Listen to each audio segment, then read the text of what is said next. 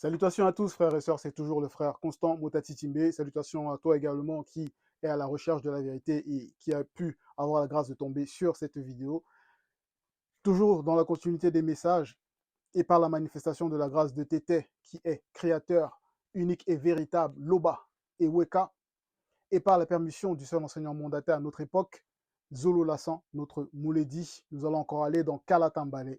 Oui, Kalatambale, on ne cessera par la manifestation de la grâce de Tété de le présenter, de l'annoncer, car c'est la véritable histoire de l'homme noir, la véritable histoire de l'humanité, des patriarches et des matriarches, les véritables récits originaux, primordiaux du peuple noir, qui est le peuple originel, car la spiritualité, c'est une question de race. Mais à toi qui n'es pas de la race noire, qui est d'une autre race, si tu acceptes la vérité, si tu as l'amour de la vérité, tu viens à la vérité.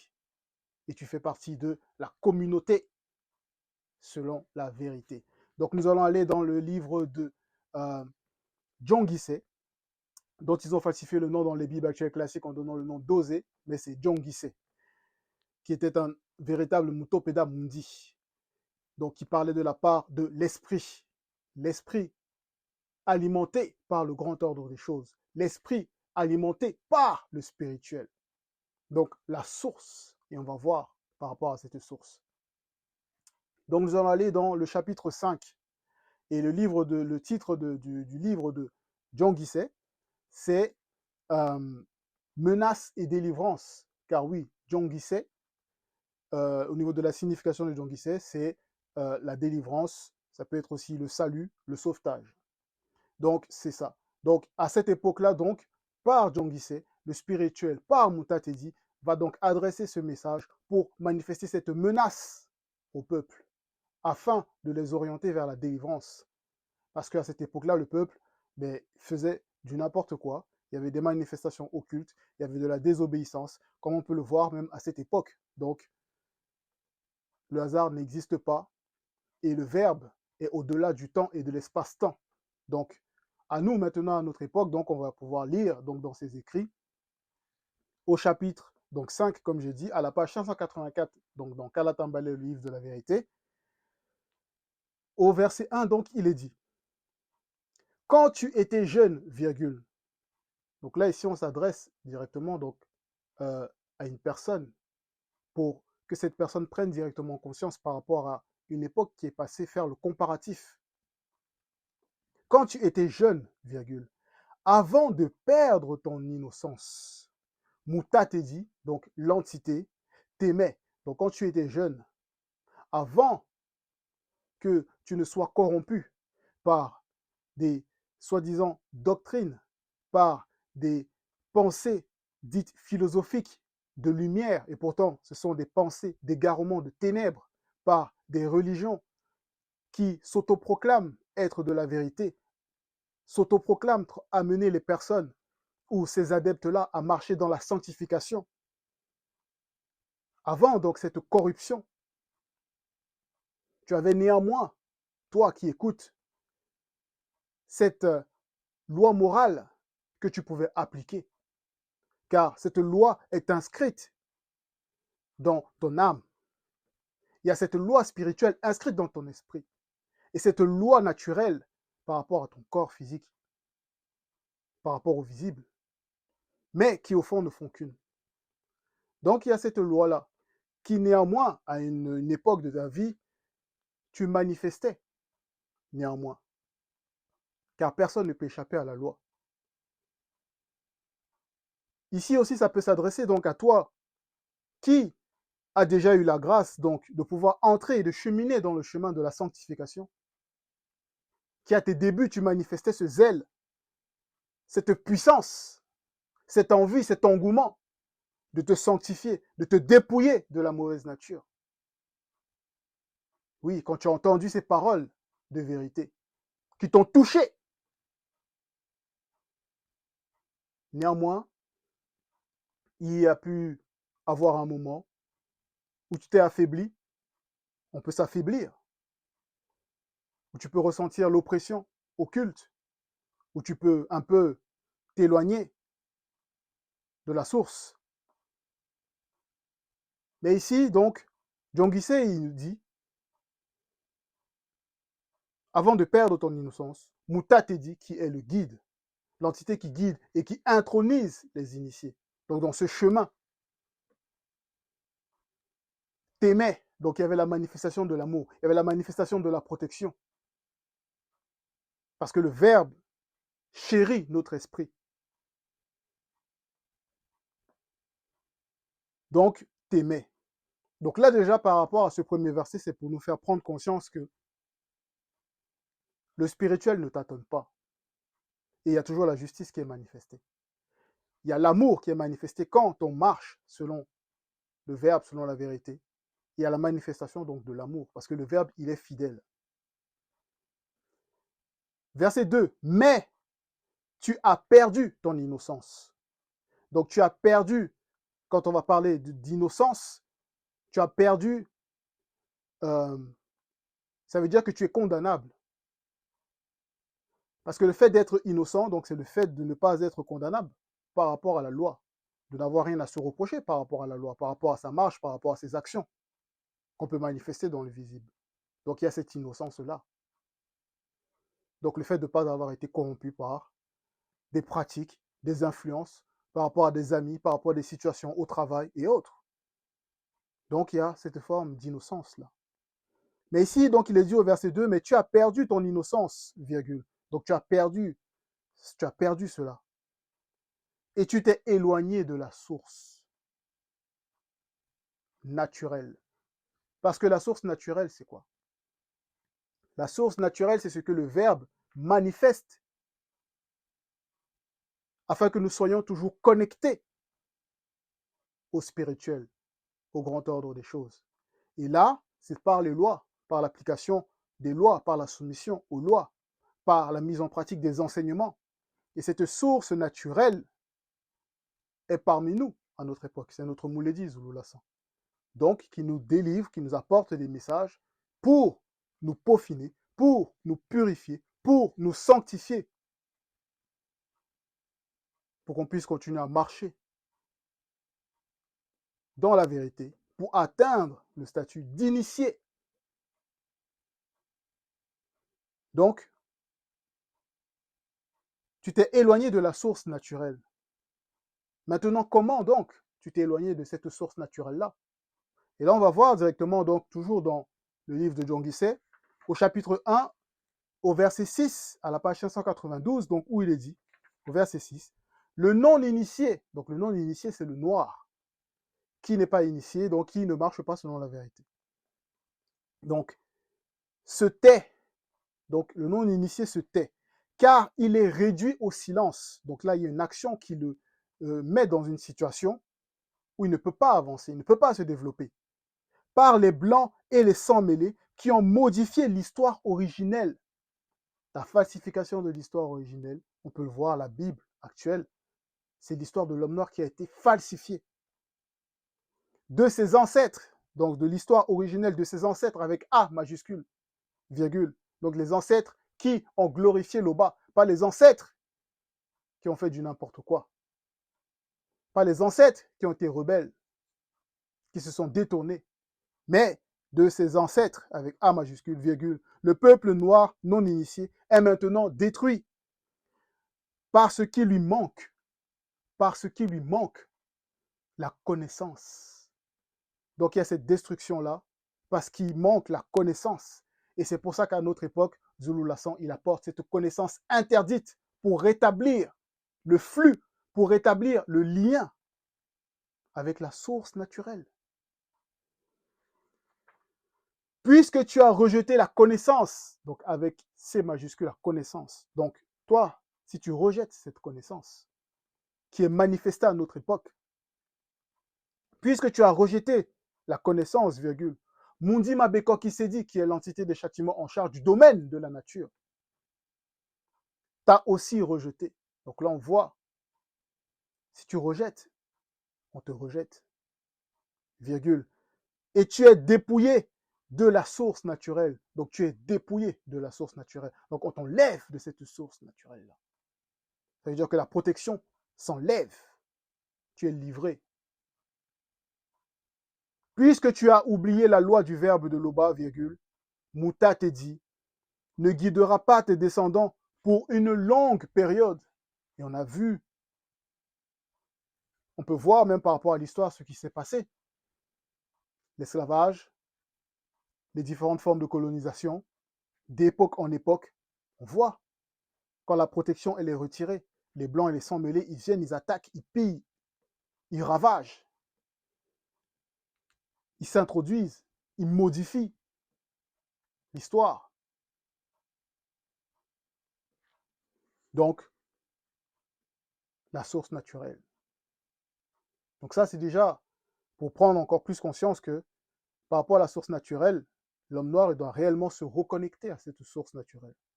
Donc si même par rapport à la marche, on s'est un peu égaré, on repart dans la prière, on repart dans les profondeurs, dans l'essence de ce qui nous a touchés dès le départ pour nous amener à la vérité. Mais à toi qui pour la première fois écoute cette vidéo, prends conscience de ce qui se passe. Prends conscience que l'homme noir n'est pas n'importe qui, que tu n'es pas n'importe qui. Mais néanmoins, il faut venir à la source naturelle pour être révélé par rapport à ton identité. Être conscient réellement de ton identité. Donc, au verset 3, on poursuit, il dit, et toi, virgule, donc voilà, et toi, virgule, reviens au verbe de l'Oba, virgule, garde la piété et la justice, virgule, et espère toujours en l'Oba. Donc là, ici, John Guissé, il nous dit de garder la piété et la justice et de toujours espérer. Mais avant ça, il faut d'abord revenir. C'est tout un cheminement, c'est une étape. Il faut d'abord revenir. Il faut se repentir de ses mauvaises actions.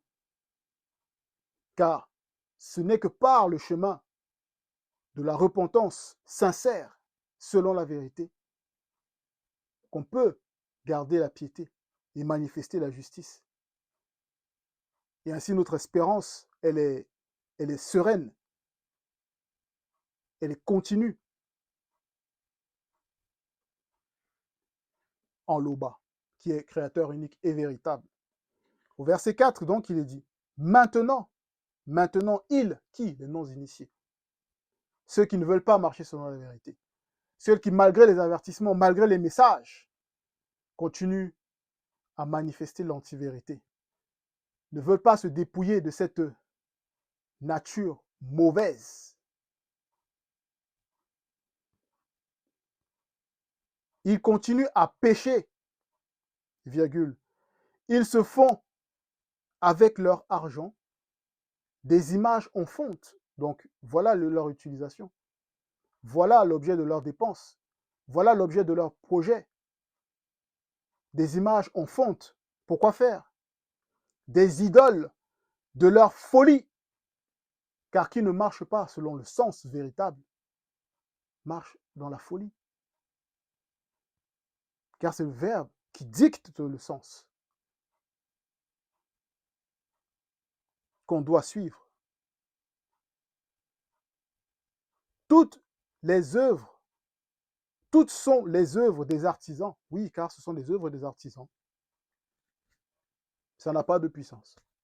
Ces statuettes ne parlent pas. Elles sont incapables d'aimer, même de détester. Elles n'ont pas la vie. Elles ne peuvent pas sauver.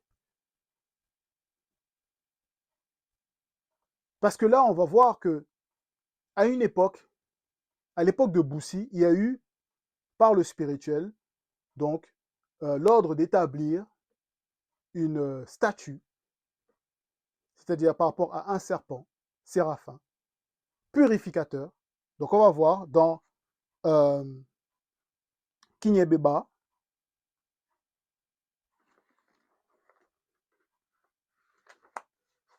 à la page 239, Kinyebeba 20-10. On va voir, on va voir.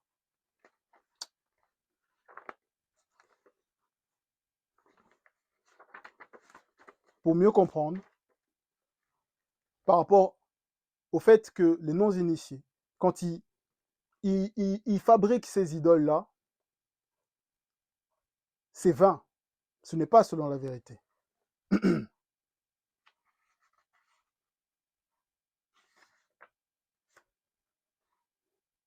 Donc voilà, à la page 241, au verset 10, dans Kiné Beba,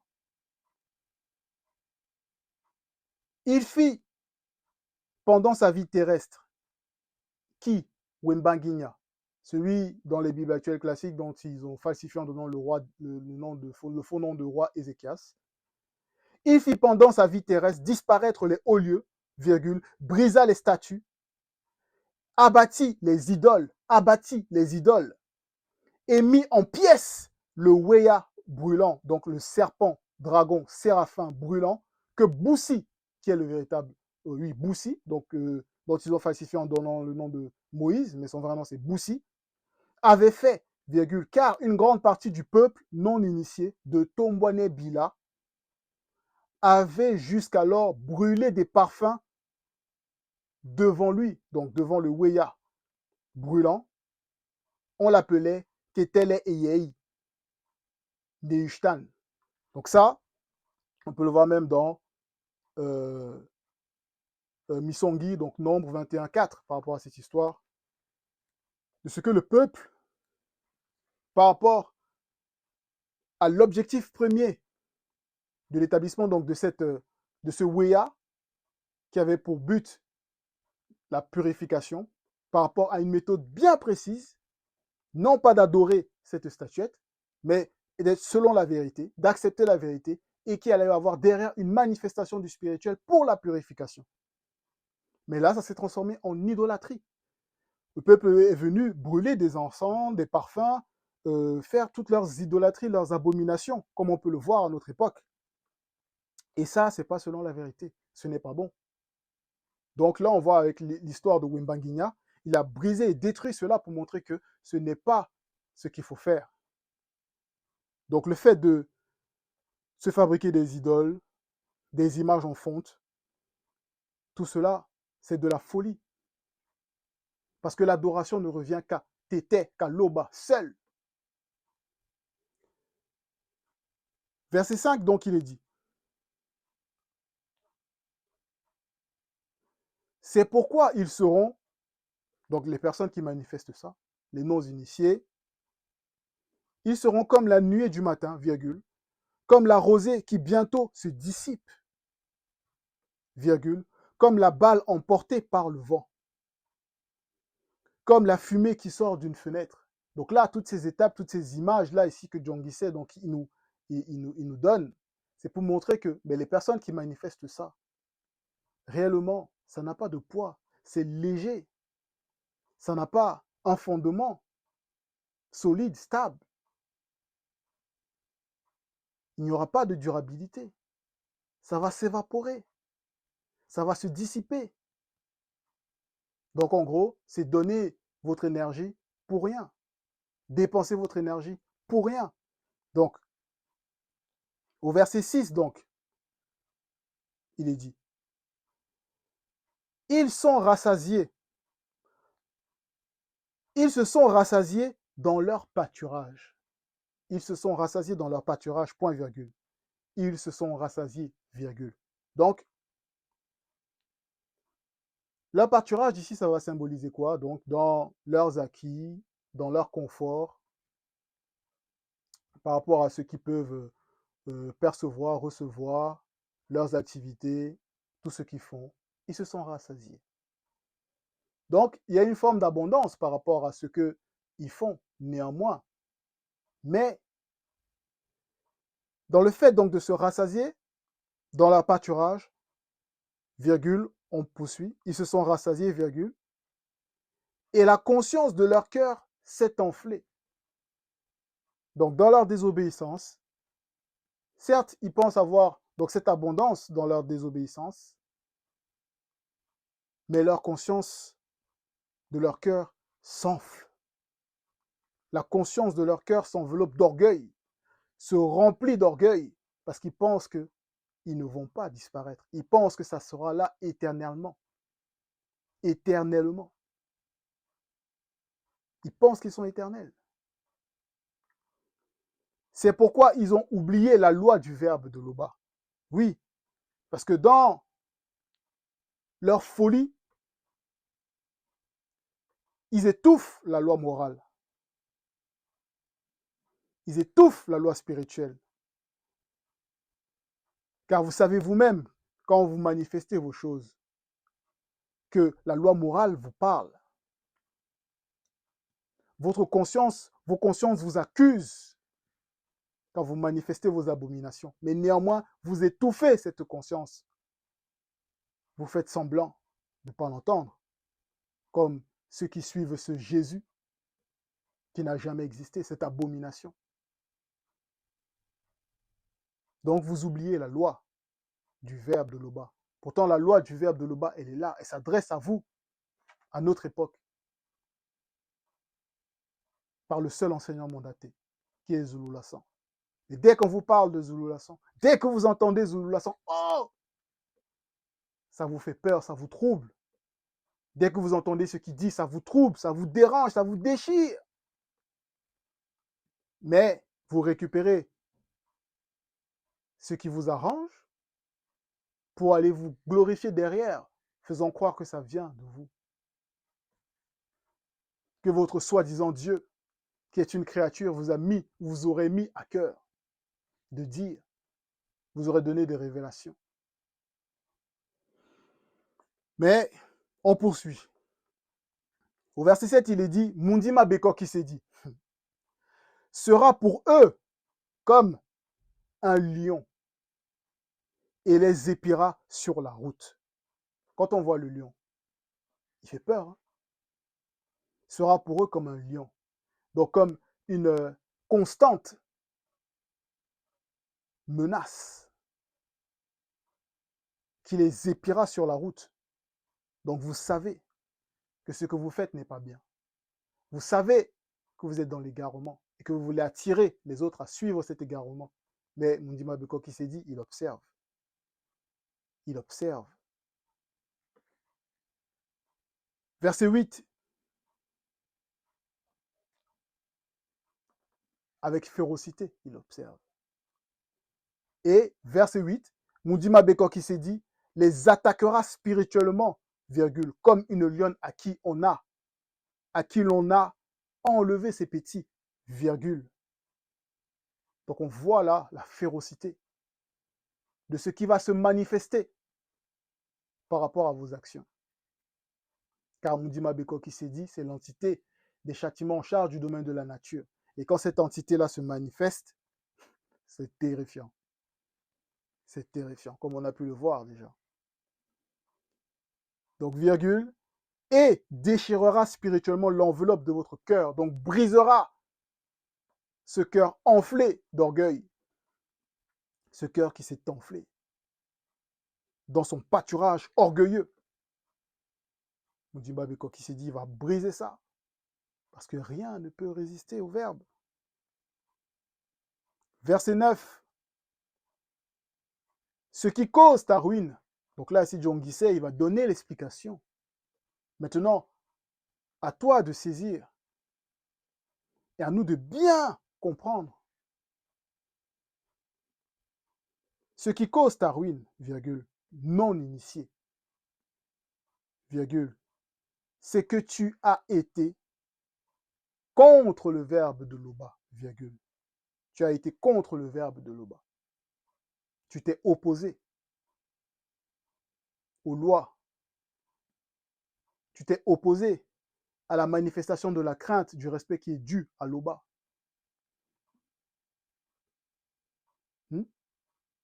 Contre celui qui pouvait te secourir. Point. Car il n'y a que le verbe qui peut secourir.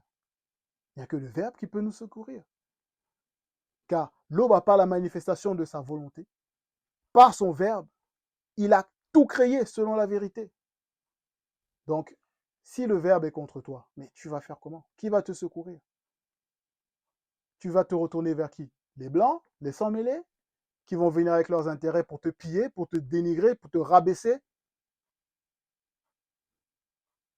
à manifester leur abomination de conduite?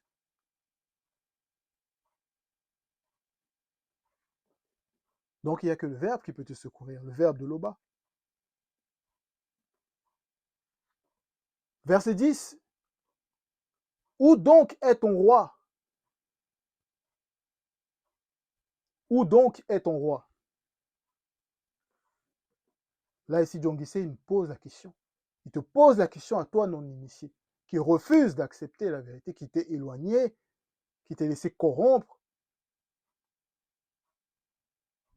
Où est donc ton roi? Qu'il te délivre dans toutes tes villes.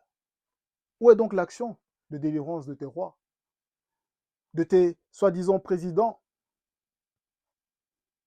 élus par rapport à cette soi-disant démocratie déguisée, forme de démocratie qu'ils essaient de prôner comme étant le standard par rapport à ce qu'on doit manifester ou on devrait manifester dans la société. Donc, où est donc ce roi?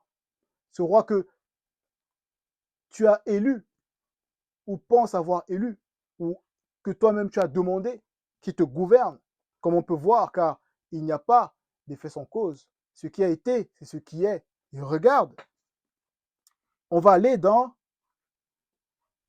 Dina Ewa, chapitre 13, on va lire le verset 1 et verset 3.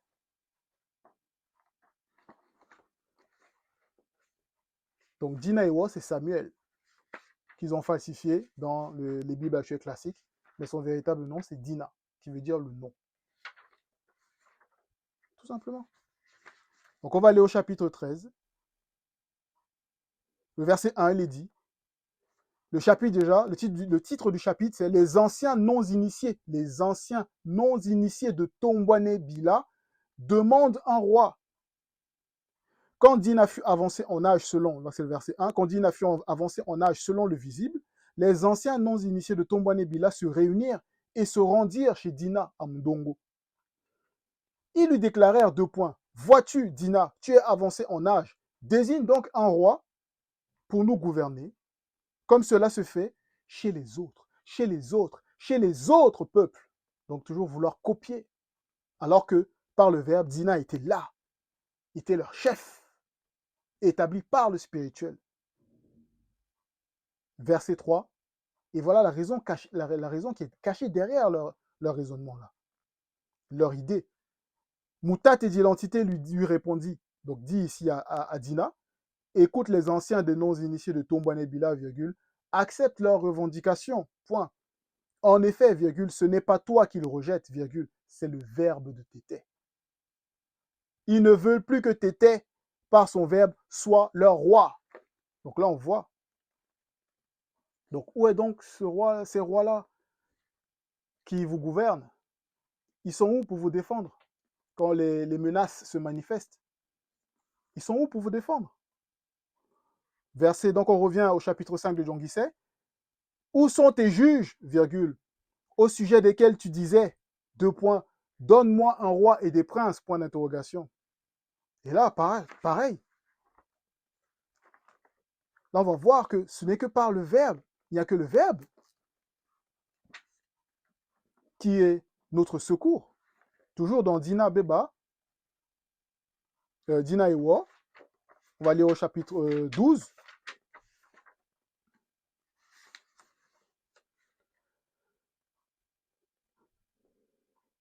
Au chapitre 12, donc dans Dina, oui, verset 8. En effet, virgule, tandis que Dina suppliait les Banamboa, tandis que Dina suppliait, virgule, donc là Dina il parlait, il s'adressait au spirituel, il priait, les Banamboa s'étaient avancés pour attaquer les non-initiés de Tombouane Bila. Donc il y a une menace, il y a une attaque extérieure. Alors, à l'instant, Dina sortit spirituellement et le tonnerre se fit retentir à grand fracas, virgule, ce qui jeta la confusion dans l'armée des non-initiés de Banamboa, qui fut battue par Dina, par celui qui a été établi par le spirituel. C'est de là dont vient le secours. Donc on a notre Moulédi à notre époque. Vous croyez qu'il ne combat pas? Bon, on poursuit. Au sujet desquels, donc, tu disais, donne-moi un roi et des princes. Donc on voit que ce que vous demandez, ceux qui vous gouvernent, ben, ils ne sont pas capables de vous défendre quand il y a des attaques. quand il y a des pillages dans le territoire. Verset 11. Le non-initié sera puni par Mudima Beko qui s'est dit parce qu'il s'est révolté contre le verbe de Loba. Donc, révolte égale punition égale châtiment. C'est aussi simple que ça. Donc, on voit que par rapport à ce message, c'est un appel à toi qui recherches la vérité à venir, à marcher selon la vérité, dans la sanctification. À toi qui est déjà en train de marcher, qui a eu un moment d'égarement, à te recentrer dans la marche et à poursuivre. T'étais créateur unique et véritable et toujours glorifié. Ainsi soit-il.